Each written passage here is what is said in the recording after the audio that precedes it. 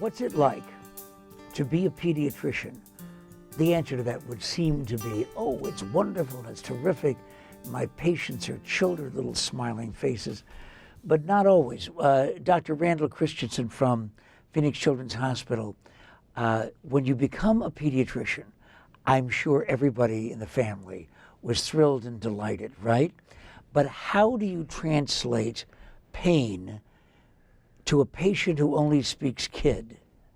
Yeah, it's a neat job. I think we spend a lot of time watching the kids and looking at their eyes, and they're pretty good communicators, so they can tell us things. We know that.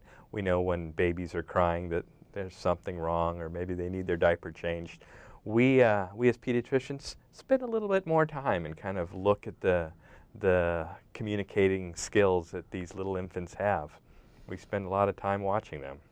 But do you always feel as if you understand when you're talking about a patient who has no capability of even telling you where it hurts? Is it not frustrating sometimes to try to figure out what's going on in that little body? Sure. You want to do the best for the kids. You want to really make them feel better. I can't think of anything more painful than having a little child have pain that you can't take away. We spend our time focusing our skill. There's a lot of art in medicine, and that's where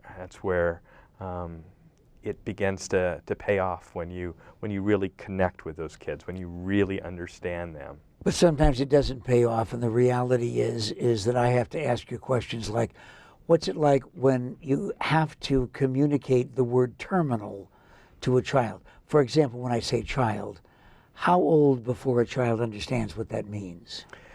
We used to think that children didn't understand that, and we would kind of hide that diagnosis, and we'd say, let's not tell them, we'll just tell them everything's going to be all right. But most of the kids, even very, very young, they know what's going to happen, or at least they have this idea. That's what makes it so special, because they seem to be so at peace with who they are. Sometimes it's the kids that are giving the comfort back to the parents and the doctors. Mm. When you say pediatrician, automatically people think in terms of infants and elementary school children. Sure. How old does one have to be before one ages out of pediatric care? That's a interesting question, because we certainly try to take care of kids well into their 18, 19 years of age. Fortunately, there's a couple of diseases that there's not a lot of other choices. Like what? So cystic fibrosis is a perfect example. So we have done a great job with the care of kids with cystic fibrosis. Now these kids are living till they're no longer kids, 24, 30.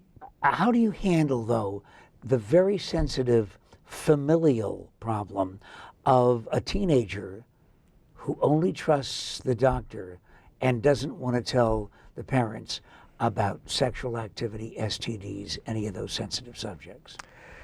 I actually love taking care of adolescents, so I spend a lot of time going through these questions, the sex questions, the STD kind of questions.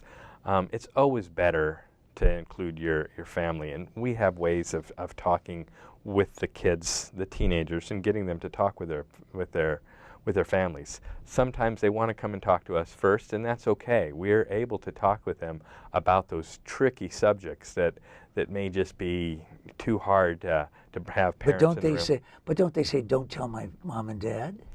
Sure, and we try to do our best to keep certain things confidential, but we know, and the parents know, that it's better if we all work things out. Sometimes that's not the case, and sometimes it's important to keep that confidentiality. Most of our adolescent mentors, most of the agencies like the Adolescent Society, have said that it's important to keep these confidential. When a child dies at Phoenix Children's Hospital and he's been in your care, do you feel like a failure? No, because there's much more going on when a child dies. Sometimes we don't have it in our power to change the course of that disease. Sometimes we are only able to offer our love, our care, our sympathy, and truthfully, some of the best friends I have made over the years, it's been parents whose children have died because of a terrible disease. And even now, 10, 15 years later, we still keep in touch because of that special child. Dr. Randall Christensen, he's among the lucky ones.